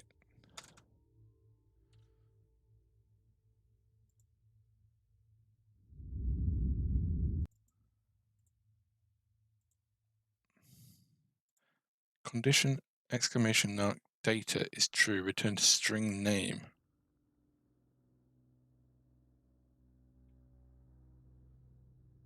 Don't know what that means.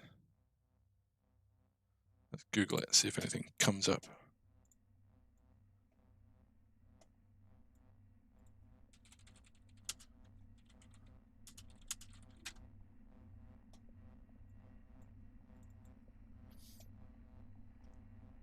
I can't get Godot, 1-bit Godot to commit to stream. I know he wants to. I was like that for a while. So take a deep breath before I jumped in and did this.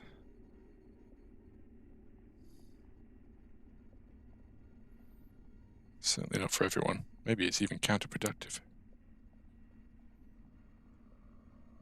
It's very distracting to the thought process, that's for sure.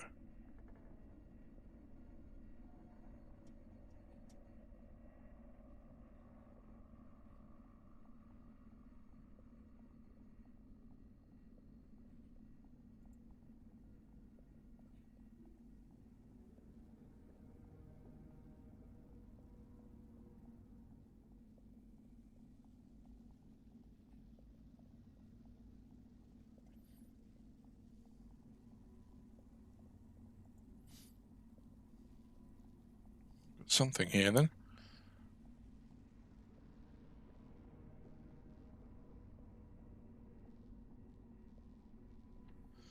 I really need to start stomping out these errors, because there's no better time to fix the bugs than when you've got them.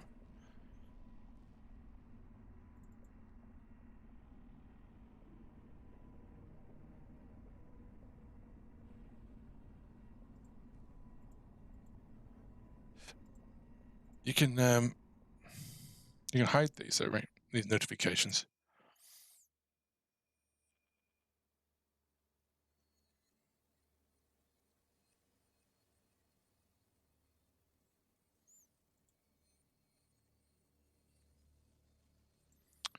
Can't remember what you do. There's a way of suppressing it.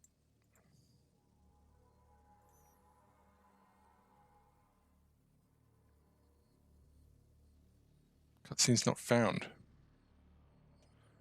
What? Hold on a sec. Oh yeah. Null instance. Oh no. Did I delete the cutscene script scene?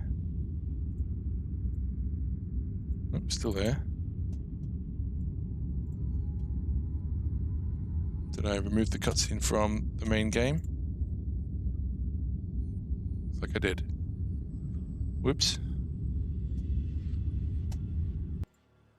How do we add the cutscene back in? It was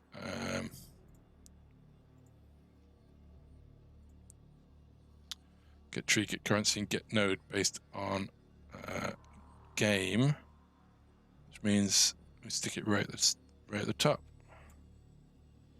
Should do it now. There we go.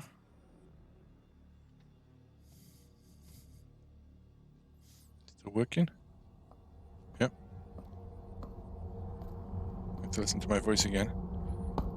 It's nearly time, Jove. He's waiting. I don't want to see him. Yeah. Okay, so that's one error gone. How many thousands of errors? Signal ID press is already connected.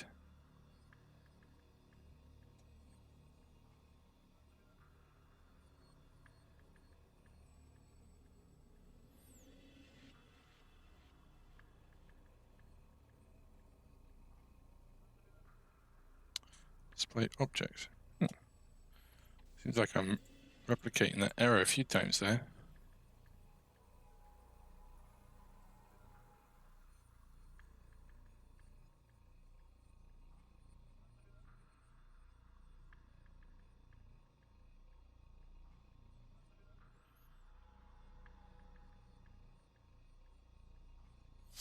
What I'm doing wrong there?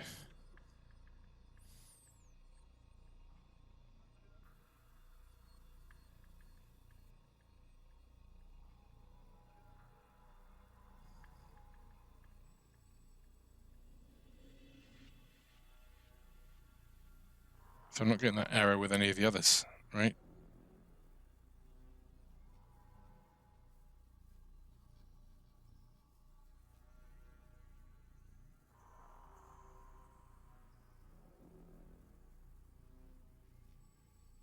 Oh, maybe it shouldn't be done in a loop.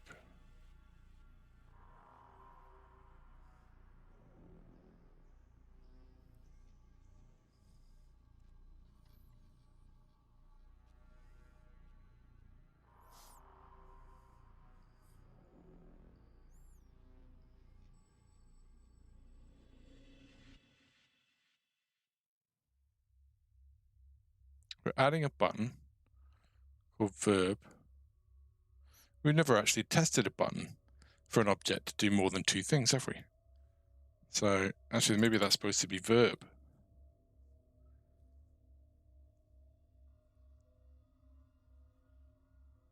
Because we're adding selections. I just need to test that. That's good to fix a few things while you're at it.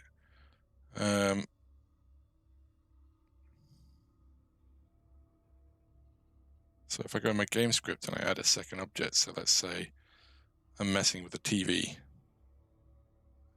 Turn on, turn off. So I've got some other options on my TV, right? I've got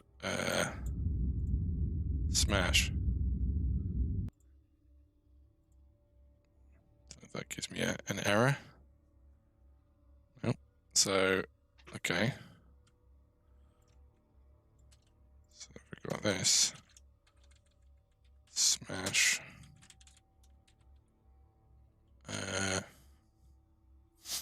Smash is just going to go click. Not going to do anything else. Maybe I'll smash the TV. Put that in as well. There we go. So now I should be able to smash the TV.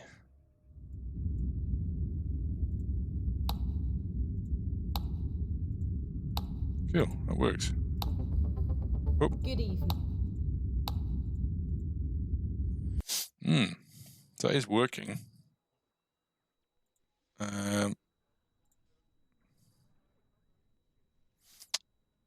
Maybe I need to do this outside the loop then.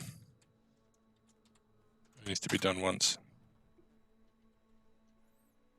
Did have it down there.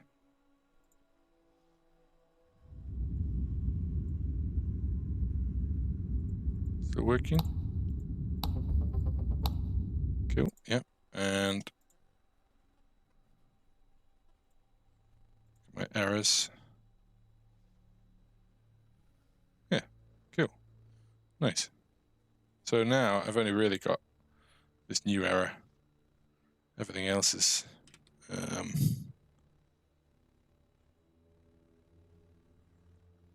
just things that have never been used.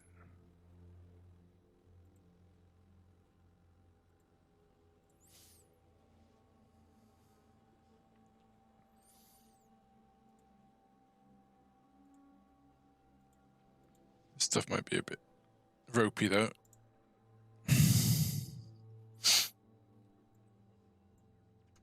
I think really I want to catch this stuff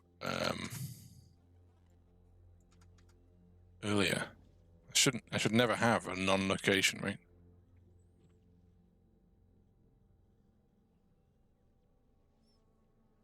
I need like is there a crash function? Godot debugger command. Breakpoint command.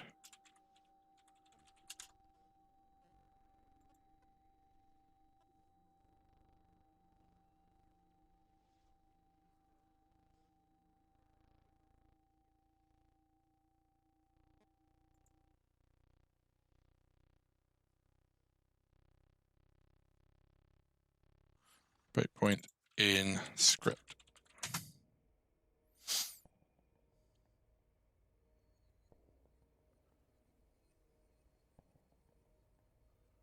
Godot force crash out.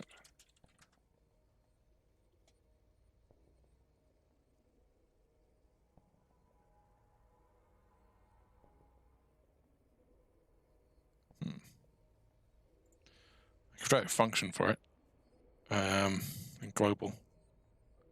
Like, you know, some sort of func crash. And then just literally have it crash. Unless we're in, like, using an exported project. Anyway, right. Is that working? Does that stop our errors? Oop, no, clearly not. Same issue. Okay, well, it's enough that we can now say, well, we need a current location for Jove. We plug it in, stick him on the balcony. No, stick him in R&D. Hit play. Cool, no errors. Oh, an error. What have we got?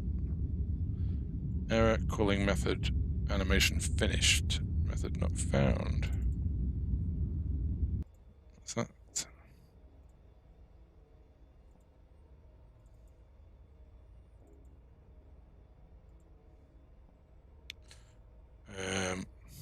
User interface on animation player, animation finished. Must have something left over there. I remember trying to do something like that. Last bug. Yep. I do have a timer there. Yeah, so it's not connected to anything.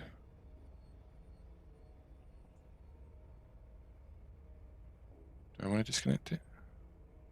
Yes. Play again. Cool. 0 errors. That's what I'm talking about. Right. Well, 2 hours and 10 minutes in. I think that's a little bit too much. So we've fixed all my bugs. I got my character making his first tentative move into the study. The AI is like, I see the study. I see it. It hasn't quite moved yet. So that's a great time. Remember, guys, if you're not using GitHub, then it's a great tool. And you're going to save the space you're in. You can write a little bit about where you were. You can roll back, and so on. So character, behavior changes. So what did we do? we have fixed a number of bugs. First of all, we've added added global time methods. What do we add? We added get time and time. We added tweaked, added new behavior, speed. We haven't incorporated it yet. And we added a test, our first test move function. Try move. Everything else is bug fixes. Cool. All right. Boom. Committed. Push that. And that is that. There we go. Sweet. Saved. Save. Now if my computer melts, I've saved my changes. Right. My throat is sore from talking for so long. So thanks so much for tuning in. Have a fantastic night. I shall see you, if you're about, probably tomorrow. Gotta keep the momentum going, and now this character stuff it's moving. Thanks to 1-Bit Godot for tuning in, as always, and catch you on the next stream. If you like the stream, please like and subscribe. Thank you very much. All right. Cheers, guys.